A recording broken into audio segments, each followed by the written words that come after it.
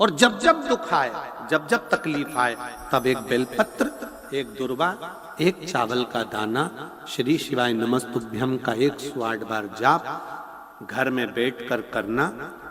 हाथ में एक बेलपत्र, एक दुर्वा, एक चावल का दाना रखकर अपने दिल से 108 बार श्री शिवाय नमस्तुभ्यम घर में बोलो।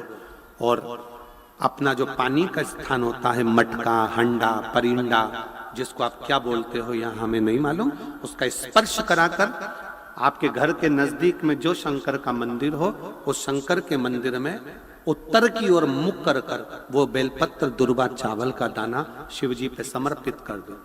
अगर लगातार 20 दिन भी आपने रोज प्रतिदिन अगर समर्पित करा है, तो 21वां दिन आपका जो भी दुख है वो धीरे धीरे कटना प्रारंभ हो ही जाए। निश्चित है। शिव पर भरोसा कर। संसार के लोगों पर किया हुआ भरोसा एक दिन टूट जाता है, पर भगवान पर किया हुआ भरोसा कभी नहीं टूटता। अर्चना पर शिवलिंग के लिए कहा गया है शिव पुराण में कि हाथ की हथेली पर शिवलिंग को रखकर देखना। आपका हाथ हथेली पर रखकर देखना, इस अंगूठे को खड़ा करना, बस इससे बड़ा शिवलिंग घर के अंदर ना हो। इससे जितने छोटा छोटा छोटा छोटा छोटा होगा वो आपके लिए श्रेष्ठ है। जितना बड़ा शिवलिंग होता है उसको उतनी पूजन की जरूरत पड़ती है। जितना छोटा होता है, आप उसको कहीं जा रहे हो 6 महीने के लिए, 4 महीने के लिए, 15 दिन के लिए, 7 दिन रजस्वला धर्म के हो गए, कहीं जाना पड़ गया, घर में पूजन कौन करेगा? तो जो शिवलिंग है तुम्हारा छोटे से छोटा, उस पर एक चावल, एक बेलपत्री रखकर चले जाओ। बाकी का कुछ मत करो, आप बस वो रखकर चले जाओ। फिर 6 साल, 10 साल, 15 साल बाद भी अगर आप आओगे तो शंकर कभी बद्दुआ नहीं देंगे, शंकर दुआ ही देंगे। आपको लग रहा है कि 2 दिन के अंदर मेरा रजो धर्म आएगा, मेरा रजस्वला हो जाऊंगी, मेरे मंदिर में पूजन कौन करेगा? शंकर जी को जल कौन चढ़ाएगा? शंकर जी की आराधना कौन करेगा? मैं जा रही हूं यहां से दूसरी जगह पर, 3-4 महीने में आऊंगी, घर में बहू अगर पूजन नहीं करेगी तो मेरे शंकर जी का क्या होगा? तुम्हारे घर में छोटा सा शंकर का शिवलिंग है तो उस पर एक चावल का दाना और एक बेलपत्री चढ़ाकर चले जाओ। फिर कोई हाथ भी ना लगाए चलेगा, कोई नहलाए तो ठीक, नी नहलाए तो ठीक, पूजन करे तो ठीक, नी करे तो ठीक, दिया जलाए तो ठीक, अगरबत्ती लगाए तो ठीक, नी लगाए तो ठीक, वो कभी बद्दुआ नहीं देता। शंकर घर का बाप है, वो हमेशा दुआ ही देता। शिवलिंग में भेद नहीं।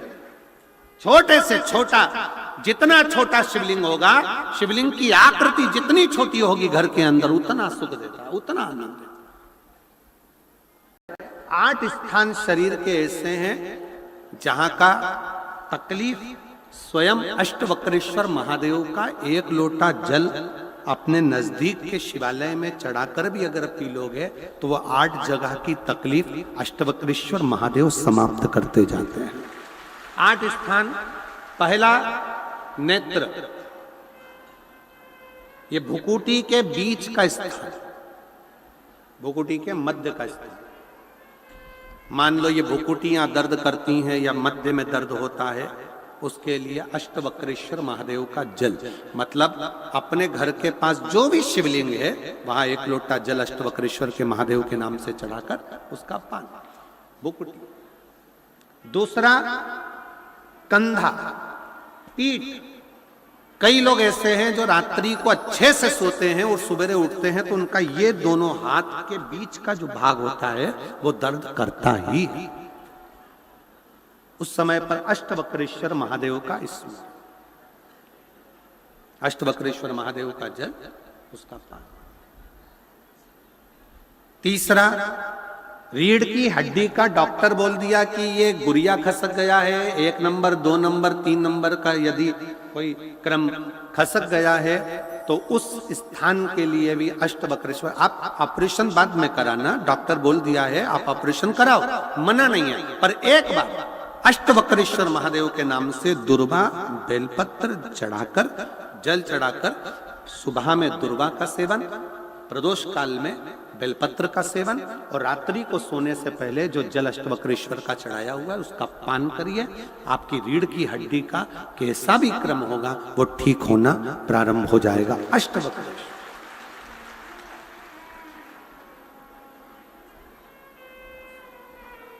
अष्टवक्रेश्वर। चौथा स्थान बताया, अगर चेस्ट में कोई तकलीफ आती है, चेस्ट में गांठ हो जाए या चेस्ट में कोई प्रॉब्लम खड़ी हो जाए, तो उसके लिए भी अष्टवक्रेश्वर महादेव का स्मरण किया जाता है। 2 छोटे छोटे पात्र में जल लिया जाता है, दोनों पात्र का जल एक साथ शिव पर छोड़ा जाता है। चेस्ट के लिए दोनों पात्र का जल छोड़ा जाता है और उस जल का पान नंदी के पास बैठकर किया जाता है अष्टवक्रेश्वर नाम से।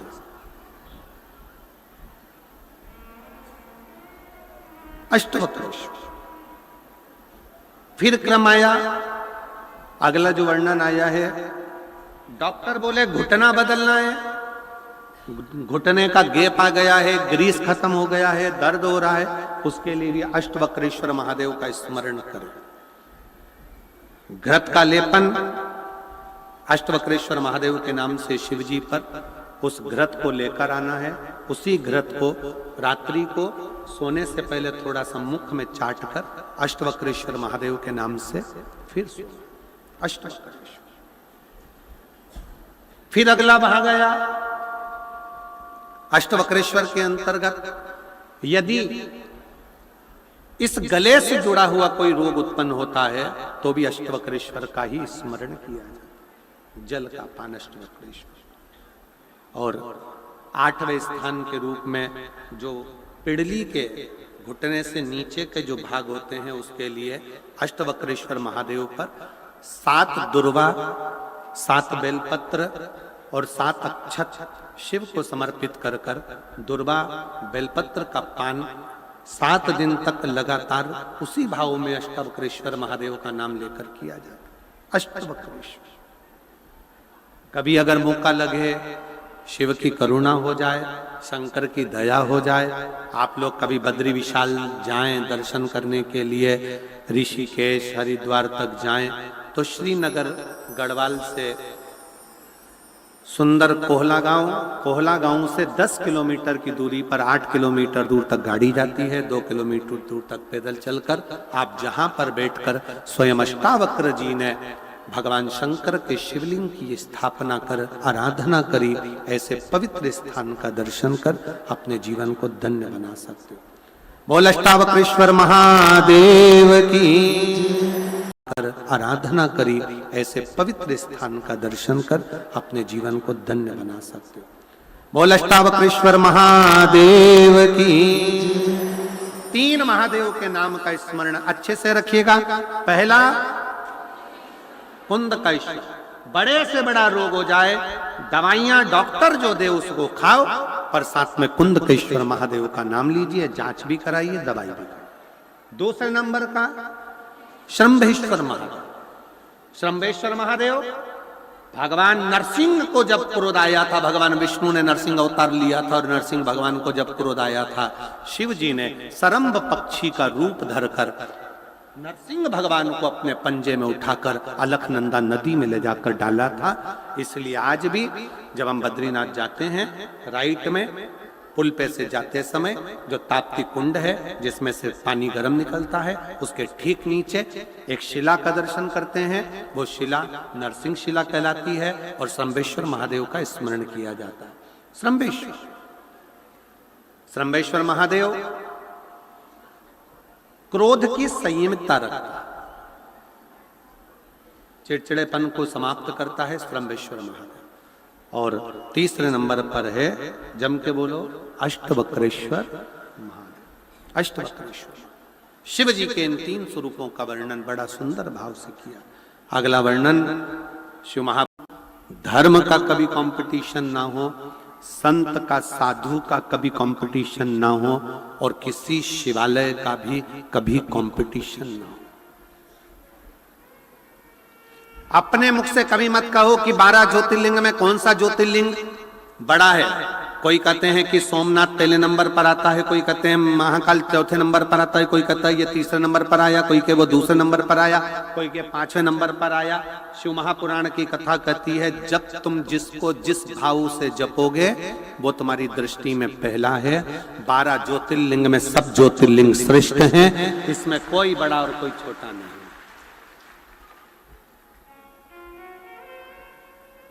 आपके ऊपर निर्भर करता है कि आपके ऊपर निर्भर।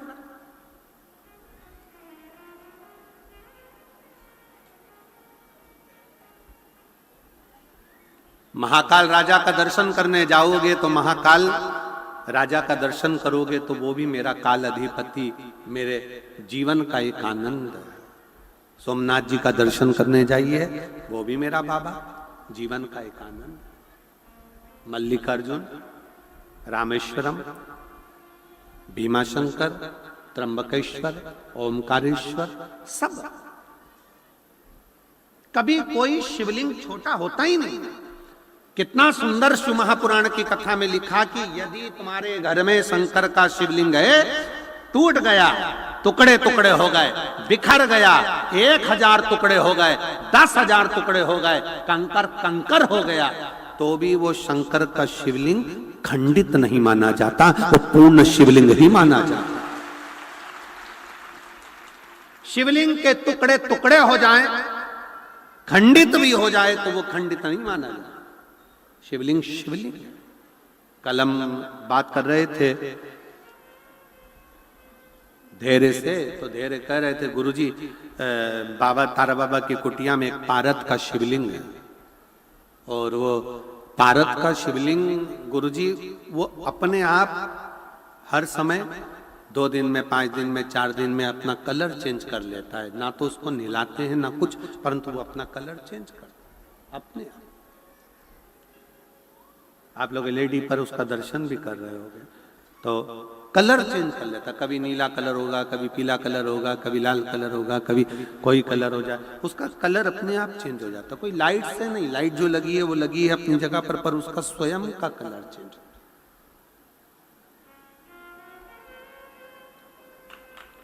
कभी आप उसको अन्य रूप में देखेंगे, कभी अन्य रूप में देखेंगे, उसके दर्शन आप करेंगे तो अपने आप में एक दर्शन का मन। हम कहें, कोई तुमसे कहे कि हमारे घर का शिवलिंग टूट गया है, खंडित हो गया है, कोई कहे कि हमको ये शिवलिंग बदलना है, शिव महापुराण की कथा कभी आज्ञा नहीं करेगी आपको कि शिवलिंग बदलना है। एक बात आपसे कहें, ईमानदारी से बोलना, बाप का हाथ टूट गया तो क्या बाप बदल दोगे?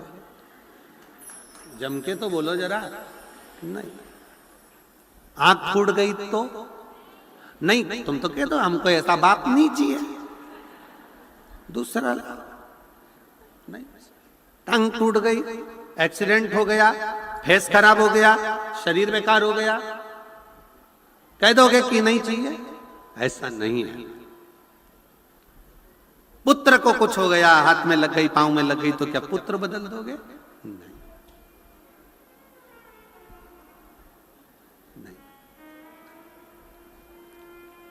बाप बाप है, वो हमेशा बाप ही रहेगा। इसलिए उसके पांव में लगी, चाहे हाथ में lagi, चाहे उसके कंकर के टुकड़े टुकड़े हो जाएं, तो भी वो कंकर शंकर ही रहेगा। उसमें भेद नहीं है, उसमें भेद नहीं है कि परेशानी, जीवन का दुख समाप्त हो सके।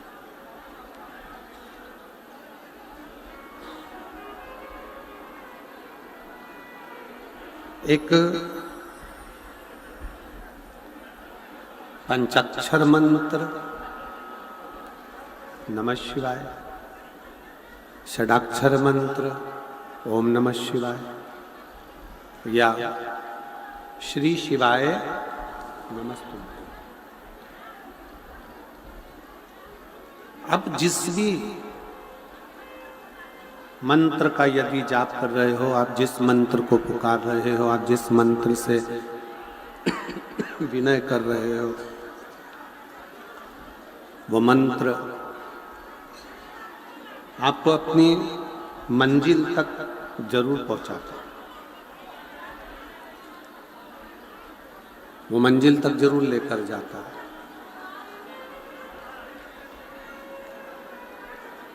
कोई भी मंत्र का यदि हम जाप कर रहे हैं, किसी भी मंत्र को यदि हम पुकार रहे हैं, किसी भी मंत्र का हम स्मरण कर रहे हैं,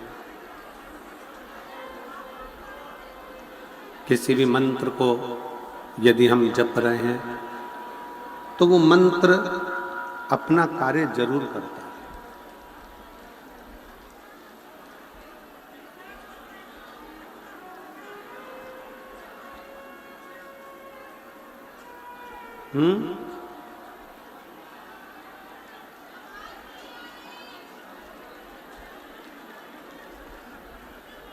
हो उसका भी पुण्य करोड़ों गुना प्राप्त होता है, करोड़ों गुना। कुबेरेश्वर धाम 12 ज्योतिर्लिंग के मध्य में जैसे एक घट्टी चलती है, चक्की चलती है, उसके बीच में जो कीला लगा रहता है, ऐसे 12 ज्योतिर्लिंग आसपास में और कुबेरेश्वर धाम मध्य में। उस पे भी आप कथा श्रवण करते हो तो 12 ज्योतिर्लिंग का पुण्य मिलता है।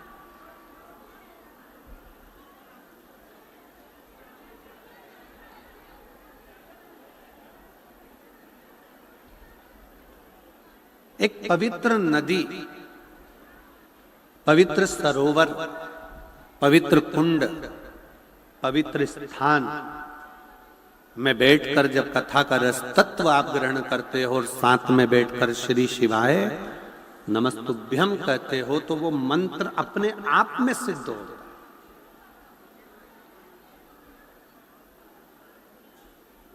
उस मंत्र को सिद्ध नहीं किया जाता, अपने आप सिद्ध हो जाता।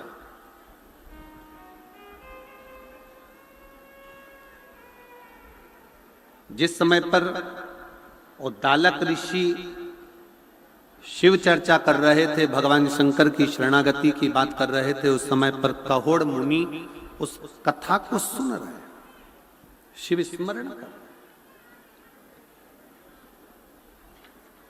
और कहोड़ मुनि के अंदर भी शिव तत्व आ गया, भगवान शंकर की शरणागति आई।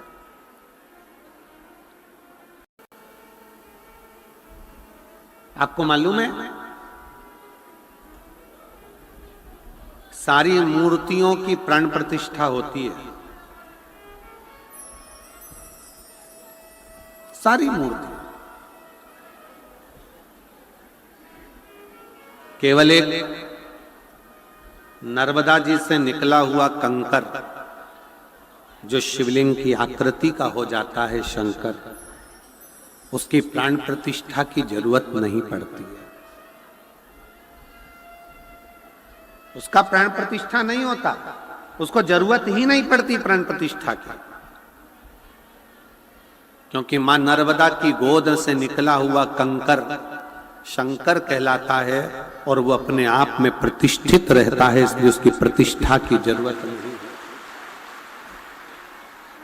उसकी प्रतिष्ठा की जरूरत नहीं है।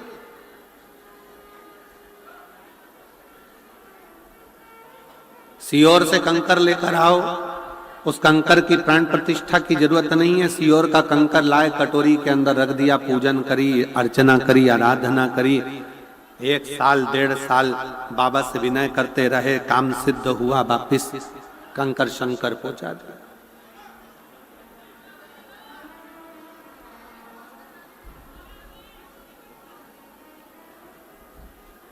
उसकी प्रतिष्ठा की जरूरत नहीं है, उसको हृदय से पूछा जाए, हृदय से। श्री शिवाय नमस्तुभ्यम एक ऐसा जप, एक ऐसा मंत्र जिसको ये नहीं देखा जाता कि आप कहां बैठे हो, कैसे बैठे हो, कहां खड़े हो, कहां नहीं खड़े हो, कैसे हो, ये नहीं देखा जाता। श्री शिवाय नमस्तुभ्यम तो ये देखा जाता है कि जैसे ही अगर तकलीफ आई है और आपने मंत्र का उच्चारण करना प्रारंभ कर दिया, मतलब वो दुख कटेगा जरूर, और वो श्री शिवाय नमस्तुभ्यम वो दुख को काटेगा।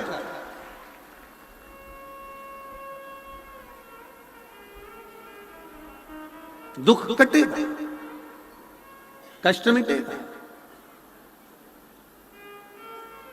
एक मंत्र का उच्चारण जिसको हम सिद्ध कर लेते हैं साथ में बैठकर, वो मंत्र साधारण है।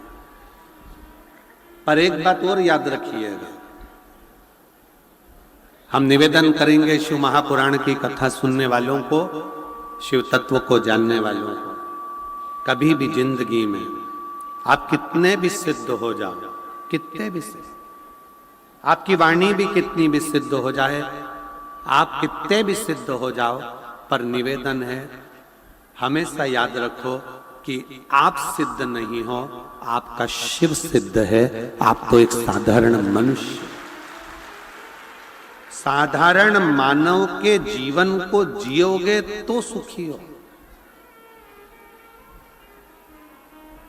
आज तक इस व्यासपीठ ने कभी नहीं कहा कि आप मेरे पास आना, मैं आपका दुख मिटा दूंगा। कभी सुना है क्या आपने कि सीहोर वाले महाराज ने कहा कि शाम को मेरे पास मिलना, मैं किसी को टच कर दूंगा, मैं किसी को छू दूंगा तो उसका दुख मिट जाएगा? नहीं, हमारा खुद का दुख तो महादेव काटते हैं, तो तुम्हारा दुख भी महादेव ही काटे।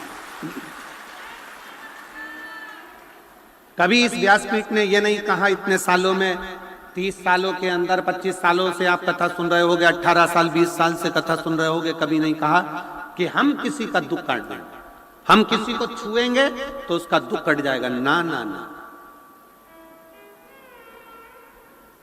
हमारा तो एक नियम भी इतना भारी है कि हम तो केवल महिलाओं से, जीजियों से, मेरी बेटियों से, मेरी माताओं से चरण भी नहीं छूने देते, क्योंकि आप मेरी बहन हो, मेरी जीजी हो। मेरा फर्ज बनता है कि मैं आपके चरण छूं, आप मेरे चरण छुओ, ये मुझे अच्छा नहीं।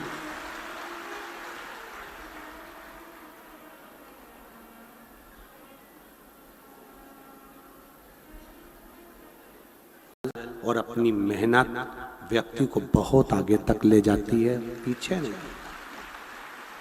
मेहनत, आपका एक लोटा जल जो आप भगवान शंकर को समर्पित कर रहे हैं और विश्वास के साथ कर रहे हैं, और जब जब दुख आए, जब जब तकलीफ आए, तब एक बेलपत्र, एक दुर्वा, एक चावल का दाना, श्री शिवाय नमस्तुभ्यम का 108 बार जाप घर में बैठकर करना।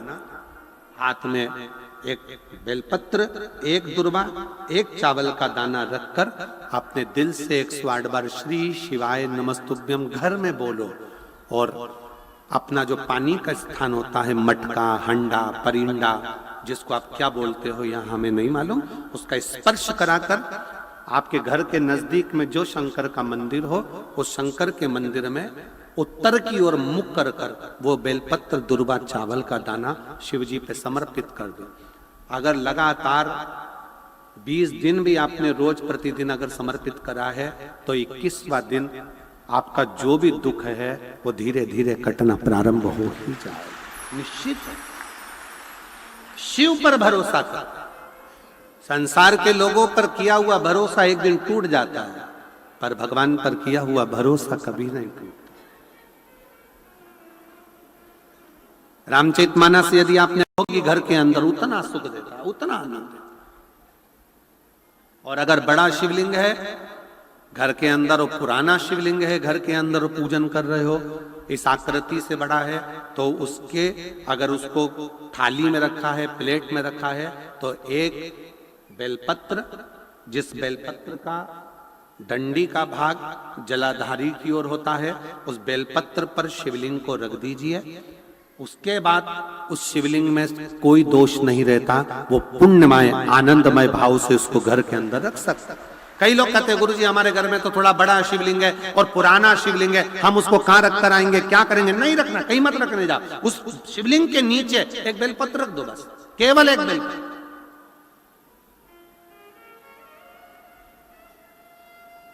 एक बेलपत्र उस शिवलिंग के नीचे रख दो, स्वीकृत। शंकर भगवान का शिवलिंग कभी खंडित नहीं होता, कभी। शिव जी का एक नाम है सहस्त्रेश्वर महादेव।